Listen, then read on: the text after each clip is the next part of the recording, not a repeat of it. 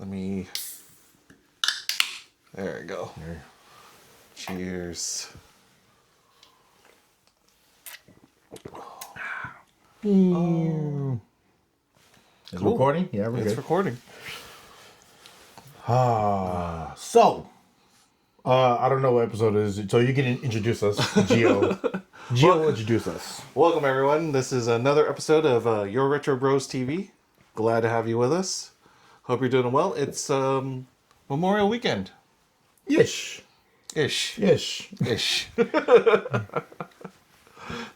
So we're it's been a good day. Absolutely. Let's talk about Toys on the Table. Okay. Toys on the Table. This is a I know a lot of people have said we don't talk about the Toys on the Table, but we're gonna start getting into that and doing that a little bit. First one, to your right. So we have here. Oh shit! I'm the good homie Gus. I'm Gio, the dude. And this is another episode of Your Retro Bros TV. V. Toys on the Table. Toys on the Table now. Okay, cool. We got our intro. Just in case y'all missed it. So we got over here. This is Huey, Dewey, and Louie as the little Jawas from the Star Wars movie. Very, very cute collection of toys right here. You can see them with little parts of a Astro droid. So, what's cool about that toy is that Disney actually had to license Star Wars during this time, and the characters on the back are characters that are slowly now evolving into the Star Wars universe that Disney has. Right. Yeah. Right. So this is before the acquisition. And these are deep cuts of some of these characters. Just flip it around and explain the character piece by piece from who you see. Okay. So from what I can see over here, we have who's Stitch? Stitch is General Grievous. General Grievous. That's a deep cut. Right. Because that's not like your average Star Wars watcher, right? That's Clone Wars, right? No. That's episode 3? Episode 3, episode 2. Grievous, right? It's been a bit. Yeah. It's been a bit. Sorry, nerds. It's been a bit. All right, and so who's that bounty hunter? The blue guy that Goofy's supposed to be. He's in. Yeah. It hurts. There's that guy. There's that guy too. So let us know who that guy is in the comments. There's other people too. I'm failing. It's fine. I don't know either. I put him on the spot. We should have Googled this beforehand. No prep. Okay, so we'll move on to the next toy. So this is from Olympia with a Vengeance. I bought this from the booth in Daly City. Shout out Patricia, shout out Ed. They both signed it. Real Daly City. I was on Marshbanks. I caught them and I was like, I need this. You know what I mean? This has to be on the shelf. I'm so proud of the work they put in. Shout out Leroy. Shout out Bobby. Rest in peace, Swift. Lumpia movie is such a piece of an innocence that these dudes went out there. They did it and they popped out with the second one. Love y'all. Congratulations. I love to see the work. So dope. Shout out to Lumpia movie. Pee-wee's Playhouse. So most people nowadays, they recognize Lawrence Fishburne as Morpheus from The Matrix, which was great franchise. We love it. We love Neo. So, but from what I remember as a kid, watching Pee-wee, I remember Cowboy Curtis. He's got his blue chair, and you got Miss Yvonne with the very big hair. The most beautiful woman in puppet land. But it was just those foreign puppets, though, right? Right. It was her and those jazz puppets, right? Right. Yeah. I love Pee-wee's Playhouse. So it's but I didn't jump on Pee-wee very early on. It wasn't Don't until jump on the Pee-wee. I found out about Pee-wee because of his movie Pee-wee's Big Adventure. That was a great movie. Right. that bike made everyone want to have a Lion bike. Right. And if you're like my age at that time, you're like, that bike's like Voltron, because it's like the Lion bike. Mm-hmm. Yeah, Pee-wee's Big Adventure. That was a great movie. Great movie. Yeah. And then we got Gary Payton, Real Town shit. So, for the longest time, it was a real struggle to find. Being a Warriors fan was never easy. Being a Golden State Warriors fan was never easy. So you found people who represented from where you came from and you love them. Jason Kidd, one of them. Gary Payton's one of them. Gary Payton's a Hall of Famer, right? He was one of my favorite players watching growing up because he's a trash talker, and I love trash talkers. It's one of my favorite things to do with the people I love. This right here, I've had for over 20 years. My boy J Plus was working an event where Gary Payton was out here for All-Star Weekend, and he was signing autographs. So we got to go there. You just pull up and get an autograph. I got 2 of these signed. I got this one in the Supersonics Classic, and I got the Lakers one just because I love Gary Payton, not because I love the Lakers. But I got this signed and I showed it to him. He's like, man, I haven't seen one of these in forever. And the first thing he did was when he seen me, we started talking trash, and I was like, that's my guy. I was wearing his jersey. He was super cool dude, real down to earth. Gary Payton is just one of those important figures for me as a Bay Arean kid who just loved to watch basketball, but our team wasn't winning. So I followed players I really liked, and a lot of people do that. So shout out GP, you were super cool. Shout out to J Plus, that was a great event.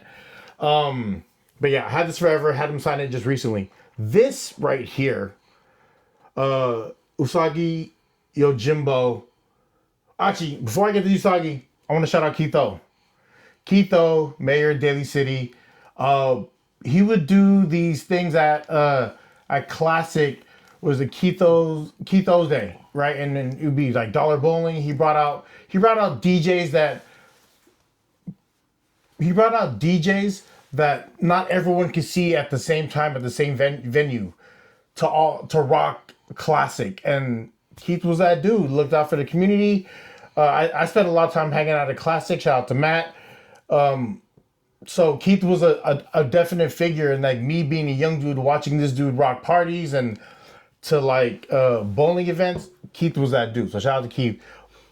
Usagi Yojimbo. This is a gift from my boy Leroy.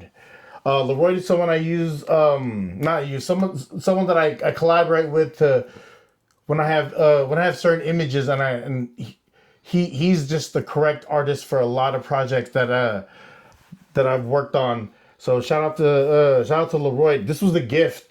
When he came to my house for a podcast, and it was right after like Christmas. I cooked him ham and eggs. Nice. Like leftover ham from like a family party. I had ham, and he drove all the way from Sac on a weekday to come see me to do this podcast. I was like, "Did you eat yet?" He's like, "No." I go, I got some ham. I'm gonna whip up some eggs and rice. You good with that? He was like, "Absolutely." Cooked it up. He drew this picture for Mikey, whereas Mikey has Buzz Lightyear. He's doing a lot of dope things right now. And then he's a very good dude. So shout out to Leroy. So a lot of pieces here is very important to the fabric of who we are, because it's a lot of representation of like our love, our childhood. I didn't know Usagi Yojimbo wasn't originally like part of that turtle world. Leroy told me he's part of Stan Sakai. And then he was kind of like brought into the turtle world. Usagi Yojimbo's one of I love the Ninja Turtles. I loved the Ninja Turtles. So so anything turtle based, I was all about it. And to learn that this guy wasn't a part of it, and I got an original piece that's not turtle based from the homie. It's big. Yeah, it's big. And here we are. Yes. But also, plug for the good homie Gus's Instagram. If you want to see that interaction with GP right here. Oh yeah, I gotta put that up. I'll put that up soon. I'll put that up Or soon. by the time you see this recording, it might already be up. Yeah. You'll have a visual for that. Let's talk Nintendo real quick. Okay. Could you bring up the one thing we shared about Yes. Is it the history? It's actually the history of PlayStation. History of PlayStation.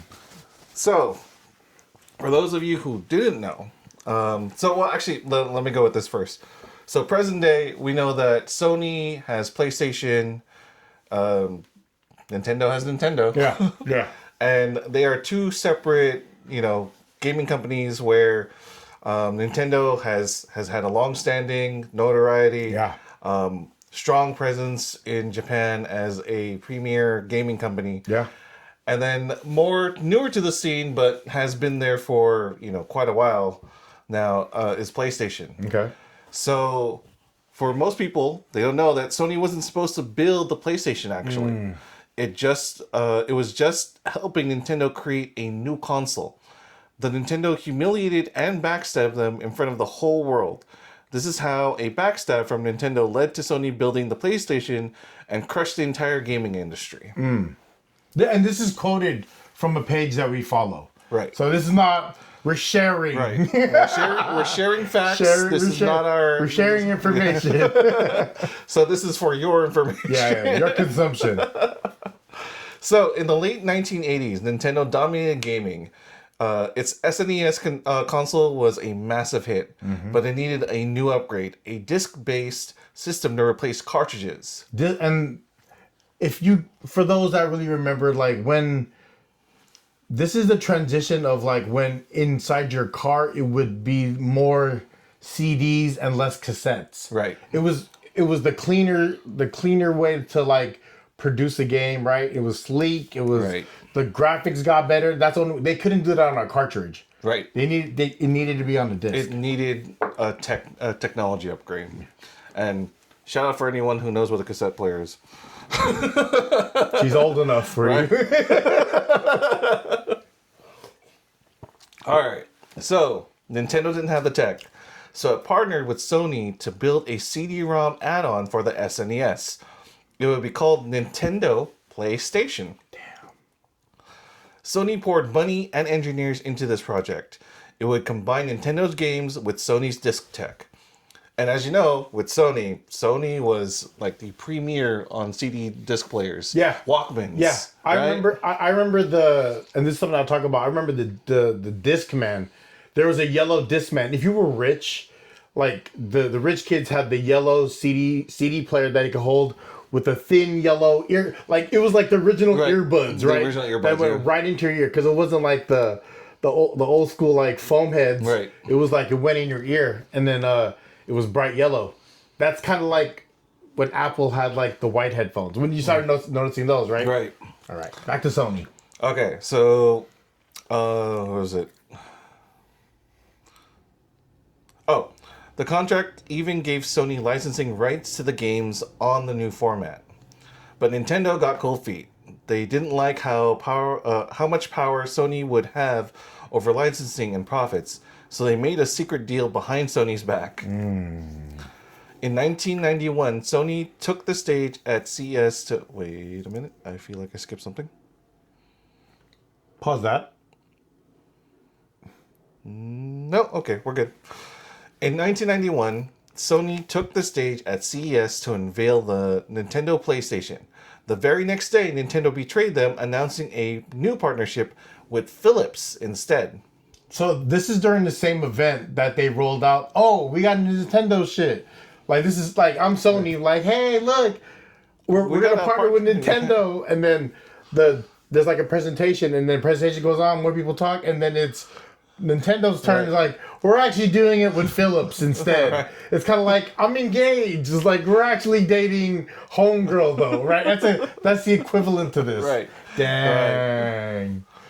So Sony, was very much humiliated. Yikes. Executives were indeed furious. They put a lot of money into that project. They did. A lot of money, a lot of time, and again, they made their announcement at CES. That's kind of played. You know, That's kind of played. now it's one thing to say, okay, hey, you know, this is before the event. Yeah. Hey, we're actually not going to partner with you guys. Let's touch base before. This is our announcement. Is this that had to happen? Right. Hey, we're gonna announce this. It's cool. Like, yeah, it's cool. What if there wasn't anything written? Right. And that's was like, oh, that's some dickhead shit. Yeah. Oh, yeah. But, you know, Sony instead of backing down, they quietly started planning their own revenge. So Sony made a decision. If Nintendo didn't want their help, they'd build a console of their own. I mean, it makes sense considering how much development already went in. It's a done project, right? Yeah. But instead, they made it a standalone, a more powerful one under the full Sony control. Wow. They called it the PlayStation. At first, nobody believed that they could pull it off. Sony had never made a game console. They weren't even in gaming, which is true. They were mostly in music. Yeah. But when the PlayStation launched in 1994, it was a beast. 3D graphics, CD-based games, more developer freedom. It was modern, cool, and cheaper to make than cartridges. Mm-hmm. It sold over 100,000 units on launch day in Japan. And when it hit the US, it outsold Sega Saturn and buried Nintendo's N64. Damn. Sony had the advantage. They attracted third-party developers who were tired of Nintendo's restrictions. Games like Final Fantasy, Metal Gear Solid, shout out to Metal Gear Solid, and Resident Evil. All three franchises are ones that I absolutely love. And they made a PlayStation a hit machine. Would you say those games that you mentioned have a strong, like, because of this split that happened between Nintendo and PlayStation, this gave those brands more independence and more strength in, like, their product, because you don't want to produce it, we'll go to them, right? And then that created the buzz because all these games are only available through, I think, either PC or Nintendo, right? Like those three, definitely, I would say, really launched the PlayStation as far as like. Read them again. It was Final Fantasy. Yeah, of course. Metal Gear Solid. Yeah, of course. And Resident Evil. Yeah, that. Especially, people still play those games, right? Oh yeah, and they're still making games for these three titles alone. Yeah. What was it? And you know, with Nintendo, how they're trying to be very kid friendly. I mean, not Nintendo today, but Nintendo back then.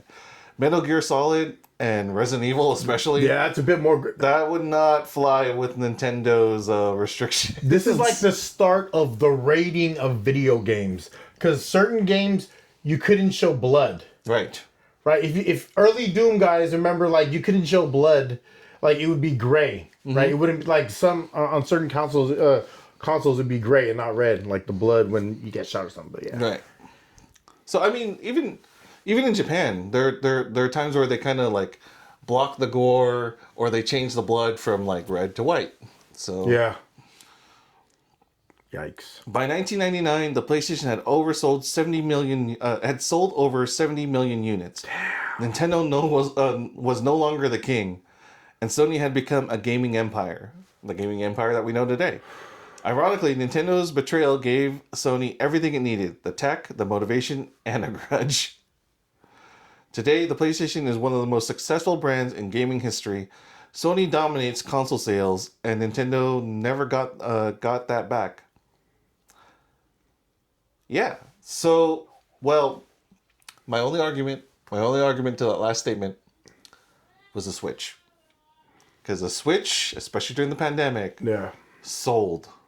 Yeah, I got one during pandemic. Yeah, but it took that long. Right. It took that long because, okay, I want to keep it real with you. Like, Nintendo at that time is like kind of like Disney. Mm-hmm. They were gobbling things up. This is right before they took over Sega, right?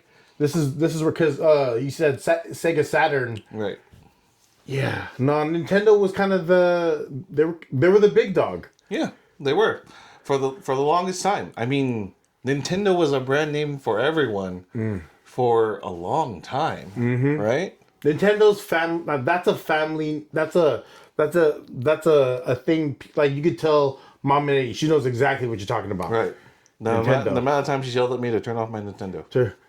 Or it would be that you're playing Nintendo. What are you playing, Nintendo? It's Right. like, I'm actually playing Contra, but yes. But it's on the Nintendo. On the Nintendo. Yeah. That's and I kind of mentioned this. So PlayStation or Sony is based off of Redwood Shores? Redwood City area. Redwood City, yeah. Like for those that remember, it's kind of by Malibu. I love Malibu. There is there was a family member of ours that was dating a girl, and that girl worked at PlayStation as a tester. So her job was just to play games all day. And they gave her one to bring home. She didn't want it. She gave it to me. So me not thinking now, and eventually I gave it away. Me thinking now of how that goes. If I would have kept everything it was in, the box, the styrofoam, the system itself, the controllers all like nicely kept together. Yeah. I'm not too sure if it's numbered, but she was pretty low down. You know what I mean? Because they had to give it away because they needed to figure out shit that was wrong. I think there was 800 numbers for people to call. Be like, hey, I'm stuck on this part of the game. Like, how do I move forward? This is pre-internet, right? Right. This is like form searches. Right. Where you got to call a friend who played the game further than you. Oh, and that's why there was no walkthrough printouts. A big part of and I think that's why he's so good. That's why I think Gio's so good. A big part of gaming growing up was watching someone play and watching their mistakes and knowing, okay, next time I'm gonna go out when I'm playing, I'm going this way because I know there's something over here. Like there's a life over here, or there's a secret gun, and you have to be in the room for those for that kind of interaction, and you have to sit there and put in hours. Like you can't just put it on YouTube anymore. Right. Like that was way different. Right. No. So I remember back when I was in middle school, my best friend lived a few blocks just north of where we went to school, and on Wednesdays, it begins with a G, ends with a D. Yes. Yeah. See, I haven't heard his name in years, but when you said that, I was like, I know exactly what that is. Not naming the full name. Shout out to you, though, dog. Shout out.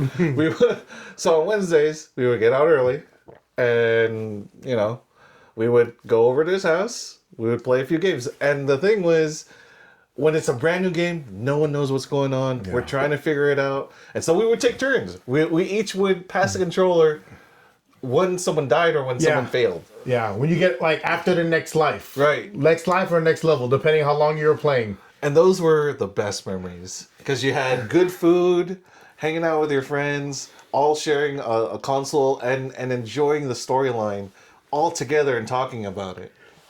Thinking about those times, and I want people to understand this, think about those times is why they created streaming to where you could talk to someone a million miles away, because that bond that you guys create around that console, around that TV is something different, right? That's where people really learn the game together, right? And play together and talk smack together. That's why I think the videos of people talking smack to each other or messing with each other on a game is so successful because just video games have come a long way. Right. A long way. Right. Damn. Because I remember just, what was it? Also, when I was not playing with my friends in the same room, we would be on the phone. Yeah. We'd be on the phone and be like, which part are you on? And midnight releases with your friends. I've never done that.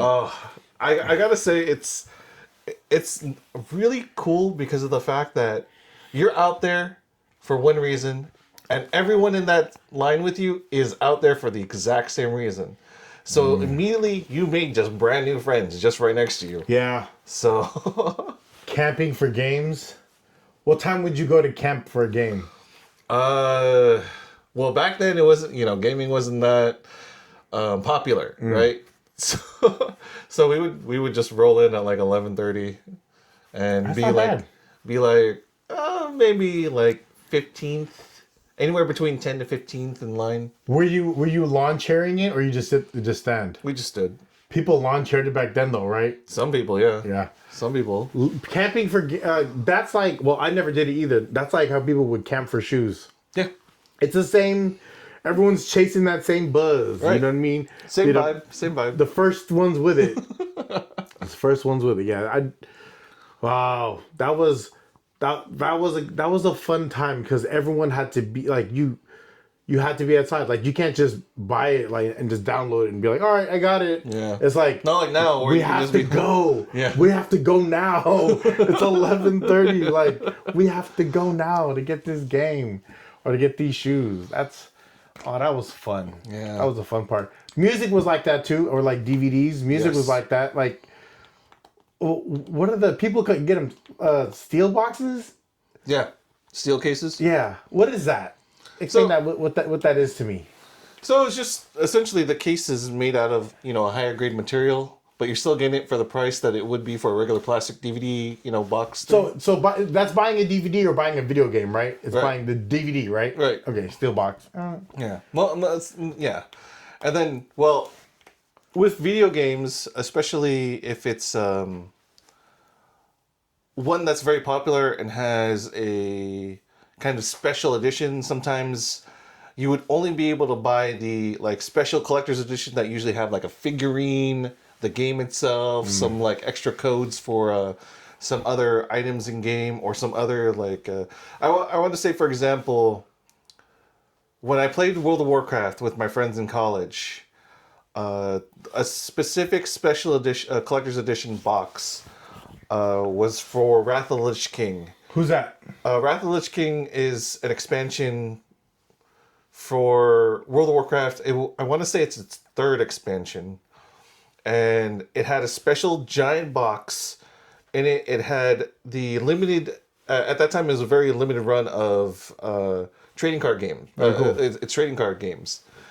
As well as... TCGs. Right. And it had the game code... for you to be able to access the new expansion, as well as a little figure here and there, and it was cool. And you're hanging out there with your friends, talking about how excited you are. I remember as soon as we got our copies, because we all carpooled, so we all waited till the friend that was driving got home. And then we all began to load the game. Oh yeah. So you guys were playing together on three-way, on a three-way call? Right. Oh, more than that. Back then there was a an older voice system called Ventrilo. It was kind of funny because I joined into that game, and I was looking at some of the old stuff that I had in there, and one of the things was that our old voice channel, the details on how to get in. And so, and I remember that day we stayed up until 7 a.m. and I slept the whole rest of the day. I didn't even go to class. That was how good it was. Huh? That's how good it was. Was it? I was only supposed to play in San Bruno. Right. Oh, that's because you could do it. I was only gonna play a couple of hours. Next thing I know, it's 7 a.m. You couldn't do that, no. No.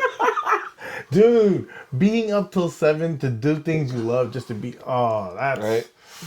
that's youth. Right. Enjoy the youth. Now it's kind of let me hurry up and go to sleep so I can play this in the morning. Let me hurry up and go to sleep because I'm not going to lie. Or else pass out while you're playing. Yeah. I'm going to lose all my lives. Oh, very cool. So, PlayStation was a revenge. It was concept. out of spite. Yeah. But Nintendo did them dirty though. Right. If that's what really happened, right. Nintendo did them dirty. That's waited crazy. until they made their announcement in CES, and then says, "Yeah, you know what? Actually, we're not partnering with CES is in January, right? Because it's the same weekend as the AVN. I heard. Well, it makes sense. They're already gonna be here. Let's just bring them in this room. Can someone confirm that? If they're all over there in that room, if we have the same event, they're just gonna walk over anyway. They're gonna, and they'll have their company cards. It'll be better. It'll be better. We'll charge them for chairs. Like, you just bought $300 worth of chairs. Electric HDMI cords. I just bought all those HDMI cords at the AVN. What the heck tech problems? Yeah, it's fine. It's IT help desk. I was on for 3 hours. I was at the geek bar, the genius bar. For 3 hours. The geek bar. That's funny. I never left the geek bar. Yeah. I'm just at a different version of it. He's at the electronics. I'm like, I'll be in the toy section. Like, you're gonna do the games? All right, I'm gonna go look at the toys real quick. We'll meet you. We'll meet halfway. Yeah, we're right there, so it's fine. It's fine. Oh shit, that's funny. Okay, so yeah, that was a time. That was a time. Next subject. It is right around us. We have a family member that's graduating from high school, and Gio thought it'd be cool to talk about when we graduated high school, what was happening. So during this 05? 05. 05. Wow, I'm pretty good. Yeah. In 05, when you graduated from high school, how did that day go for you? What did that day consist of?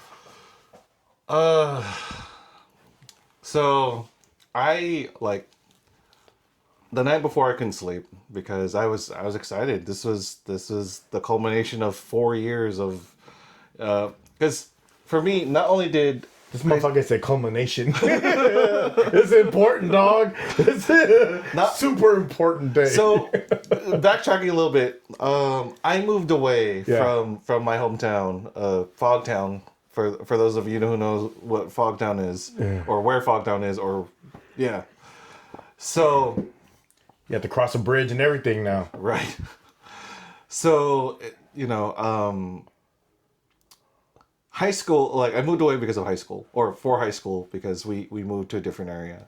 So graduating from high school for me meant, and because I knew that I was gonna go to a college in San Francisco, I knew that I would be essentially returning home and going to be able to see my old friends again, and just, not that I didn't like my high school, it's just, it didn't feel like home.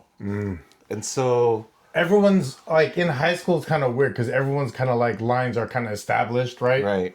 Right. And I was the one that kind of was just cool with everyone, but didn't have my own specific group. I just kind of was chill with everyone, and so I didn't sleep, and I was super excited. You had a girlfriend, right? Yes. That's why he was because he was chilling with this girl. That explains everything. When you got a girlfriend during high school and you guys go to the same high school, I don't see you hanging out with anyone else but the homegirl. That makes sense. Thanks for explaining that part. Well, no, because she didn't come into the scene until midway through senior year. So I want to ruin a good time. I'm leaving now. Now you want to hang out. I'm just kidding. And so me, kind of knowing the day, but also kind of knowing something kind of last minute, I knew that as a senior that there is one song that we played, which is School's Out for Summer. You were in the band, right? Right. Yeah. And so during my graduation, because I knew the band would be seated in the pit area in front of the stage, because again, my girlfriend kind of wanted to be there for me last minute, so I kind of sat her in the music section with everyone else in the pit. And so she had the essentially best seat in the house to see me walk across the stage. She got sweated on. Performance. And so, yeah, that didn't go over too well with my mom. But come on, it was a good day because graduated. My family was proud. My mom was a little pissed, but you know, it was all well and good. And I got to perform School's Out for Summer with my friends, with different members of the senior class, as well as, you know, all the lower classmen that I had gotten to know over senior year. So it was great, and I got to perform one last time, you know, before saying, all right, it's time to go back to Fogtown and really be back home.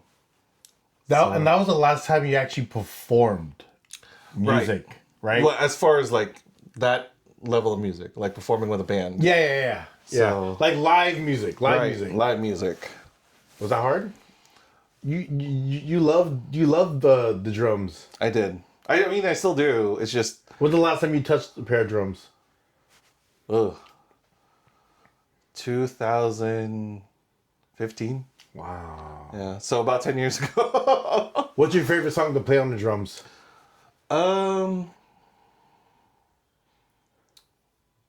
Let's see. Limbo Rock. No. Rock Lobster and 25 or 6 to 4.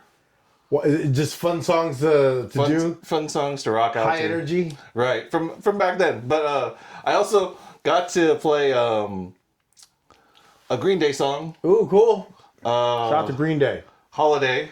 I got to play a Holiday at a pep rally, which was a lot of fun. What's the significance to the pep rally in Green Day for you?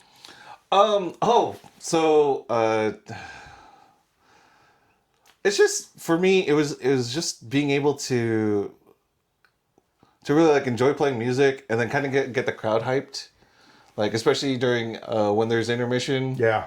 So it was great, and then the fact that like even the crowd for the opposing team cheered with for rock. us. Yeah. So and Green Day grew up in the area where you ended up living in, right? Graduating from. Right. So Green Day, man. They say they didn't go to our high school, but my high school, but technically they did. Yeah. They just won't admit it. Like there's one teacher there who was like, I knew these guys. they were in the band, right? Right. Yeah. They were my students. That's hilarious. Oh. Lawrence Fishburne. And so that's like one of your core memories from my high school graduation. High school graduation. That's hilarious. Mine was a bit of a blur. I remember the day. I remember things that happened. My parents put me in a Catholic school since I was in kindergarten. So I was in a Catholic school since I was in kindergarten. And then my junior year, still in Catholic school, I left the school I was at. And it wasn't my best day. Okay. It wasn't my best day. It was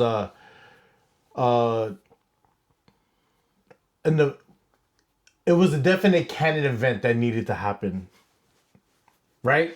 Right. To put that in, it was a definite canon event to where if I could replay that day, I probably wouldn't change it. I went through a lot of pain, put my parents through a lot of pain, but it recentered me, and made me more aware of how I move. And then, my only regret was not graduating from a Catholic school, but the school that I did graduate from, I was able to, like, I jumped in, and I was late coming in. But what thing was, it was a familiar city. I kind of, you know what I mean? I knew people in the school, but it, for my parents, like, we graduate for ourselves, but we also do it for our parents. Like, and that's a big part of especially being an immigrant, especially being the first of your family. Like Gio was the first of his family to graduate from high school and graduate from college. Like I was the first to graduate from my family to graduate for graduate high school here in America. Like I'm named after my grandfather, so his name, you know what I mean, like rides with me, and it was more like I would have loved to have the Catholic school name behind it because I played sports for that school. I have great friends that I'm still close with to this day from that school, but graduating from the public school was a canon event, and it helped me realize, and it helped me grow, and it showed me another side of the coin. Because granted, although the Catholic school I went to was for high school was it was kind of hood. It was a city school, and it was all boys at the time, if you could piece that together. And then, but at the same time, my parents still had to pay for me to be there. Mm-hmm. Like they didn't have time to donate hours. They paid for my school, and the fact that I did that, it, you know, I put myself in a situation where I was asked to leave, but that made me that part, and that growing of that part, like made me level up as a person, because there was only two ways from that, right? You could either try to be a better person, or you could just, now because you're not at a school that cares, you could do whatever you want. I kind of wrote that gray line for a little bit, because like going to Catholic school, like you really have to push for a C, right? At public school, you can show up and get a C. Mm-hmm. I'm not, especially if you didn't take like the AP classes, right? Like I purposely did not do that. I wanted it, like, let me just coast. Now I'm coasting. I don't got to pay for this. But yeah, it's just the disappointing my parents. That part sucked. But graduating from that public school was eye opening. It was a great experience. I had a lot of fun. I had a lot of fun at that school, and I love that school. Shout out to Jeff. And then it's weird because when I lived in Daly City as a kid, I always went to school in San Francisco. Mm-hmm. Always. So that's why I got friends like in different boroughs, because from kindergarten I was in San Francisco all the way to my junior year. I was in San Francisco for school, but then I lived in Daly City all that time up until like when I started high school. Then we moved to the house, moved to Persia. Mm-hmm. So I've always been in and out of the city and Daly City. Like Mission was like my corridor. So when I went to Jeff, it was like right around the corner from the house I grew up in, and I loved that house. My parents' first house in Daly City, I loved that house. Like one of my dreams was to eventually buy that house. But I don't want to now, because me and my family established a house elsewhere. But like that was like a dream. You know, like your dream is to buy your house, right? Like it's not something you said, but I can see that if you could, you would. Oh yeah, yeah. Like if you had the dough today, be like, where are you gonna buy your house? Like, well, I want to buy that one right there. Right. That's the house I want, because that was the continuation of our Friday nights for the family, right? Right. That was when that would bring. I would feel like it would bring a piece of our family history back. That and you would have to have round table at like 10 p.m. right? You would have to have round table. We would have to figure that out somehow. Because round table always came around 10 p.m. Right. Shout out to Jit, man. I love you, cuz. Oh, speaking of the schools that you went to, wasn't one of the schools that you went to actually featured in a movie? Yes, absolutely. I love talking about this. I was in 6th grade at St. Paul's School on Church Street when they filmed Sister Act. I seen Whoopi Goldberg. I seen AJ Johnson. For those who know, AJ Johnson is from House Party, and she was one of the dancers that was in the church. I got to see this real time. I got Whoopi Goldberg's autograph a couple times. She's super sweet. Talked to all the kids.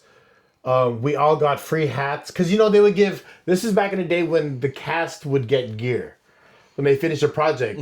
Like if you thrift and if you thrift and you're really out there, you could find like production jackets from like Disney shows because they would give their cast like their gear. Like so Sister Act had their gear and we all got hats and it was the coolest thing ever. And me and my mom went to go watch the movie. And I just loved it. It was a great time. Like I would ask to go to the bathroom just to watch them film. Nice. Yeah, that's cool. So you got to see him film live. Too. Yeah, that's yeah. Actually pretty awesome. They took over like 4 blocks of the neighborhood in Dolores, and it was like they made the school and the church look worse than it was. Put graffiti. Some places was a whorehouse. Some places was a psychic house. It was crazy. Like the whole they really had to neighborhood transform. Yeah, like the whole neighborhood. They took it over, and it interfered with our recess, but it was whatever. Yeah, it was super cool. That is very cool. Yeah. And again, shout out to Whoopi. Shout out to Whoopi Goldberg. For those of you who don't know, she's actually a gamer. She plays Diablo 4. She plays Diablo games. Her one question that lives rent-free in my head. So she actually did a Q&A with the kids. Like on the day they were wrapping up. They did a Q&A with the kids. And my friend Monty, shout out to Monty, he asked her, how did you get Whoopi Goldberg on your license? Because I know that's not your real name. And then her real name was like Carrie Johnson. Like he knew this in 6th grade that Whoopi Goldberg's real name is Carrie Johnson. And then she said when she went to the DMV, the lady working the register was like, she filled out Carrie Johnson and gave it to her. And the lady goes, that's not your name. Your name Whoopi Goldberg. And she made her change it to Whoopi Goldberg. And that shows the simplicity of what IDs were back then. Yes. So Whoopi Goldberg on paper shows Whoopi Goldberg, but her legal name at that time was, I think it was Carrie Johnson is what her real name is. And my friend had and knew that. And that's lived rent free for me since 1992. Wow. Yeah. That's 33 years of that randomness. You want to get random with me? Whoopi Goldberg's real name is Carrie Johnson. There you go. Yeah. So shout out to St. Paul's. That was fun. I love that school. Cheers. Cheers to that. Cheers to the Filipino family at Stellings. If you were ever, shout out to Stellings. Shout out to Star Bakery. If you're ever on Church Street, that was my shit. The Filipino family owned the sandwich shop, Stellings. I would get sandwiches there in the morning. That guy had an autograph from Michael Jordan on a what's it called? On a card to a card for your golf score. Because he caught Michael golfing and he got an autograph from him as they were hanging out. So nice. Yeah, and then Star Bakery is not there anymore, but the signage still there. You would get day-old donuts for a quarter there. Damn. Yeah. So I'd leave with like 4 day-old donuts. Shout out to Star Bakery. Shout out to Church Street. I love Church Street. Yeah. And what is the next one? We didn't have one past this. All right. I think that's a wrap. I think that's a wrap. What do you want to end with? The dude, Gio the dude. Well, as always, shout out to family. Mm-hmm. Shout out to family. Shout out to our family member who will be graduating from high school. See you, boy. We're proud of you. See you, boy. We can't wait to see how things unfold for you. We're there for you. So this dude, I'm getting old, bro. When they're graduating, it's like, damn. Right. When you see the young kids in the, like, family parties have changed, right? To where you've seen it to where you no longer get the gifts. Right. To where someone else is getting the gift, and it's like, oh, and that you're seeing the second wave of it. Now it's like Janessa's kids. I got to experience it myself, Yeah. and then got to see my youngest cousins become the focus. Yeah. And now I have my sister with my nieces. Yeah. And they're now the pride and joy of the family. And They're the breadwinners. They get everything now. No, and I spoil them too. That's the thing. I spoil my little nieces as well. Hell So yeah. Mikey gets everything, dog. I'm telling you. For real. Like, to see that generation, because it was like, I remember when I became of age, it was you and your brother and your sister, and then y'all will get the gifts. And then when Paul and Nicole were here, they'll get the gifts too. And then when Lane started having kids and like Jippy started having kids, it's like, oh, it's these wave, and that's their like generation because they're all like born like the same time. right. That's like their generation, and then Mikey kind of crept in there, and then now was your sister's kids, and it's the waves keep happening, and it's the family's growing, and it's a beautiful thing. I am fortunate that, you know, I'm extremely blessed. You know, I never want to talk about how not thankful I am or how not fortunate we are to be sitting like having this space. Like, there are so many people in the world who don't have a lot of things, and I am very fortunate to have everything I could ask for, or things I didn't ask for. I got an awesome wife. I got an awesome kid. I get to work with family on cool projects. And, you know, I am super blessed, and I hope you guys stay blessed. And on that note, your Retro Bros. Cheers. Peace out. Peace.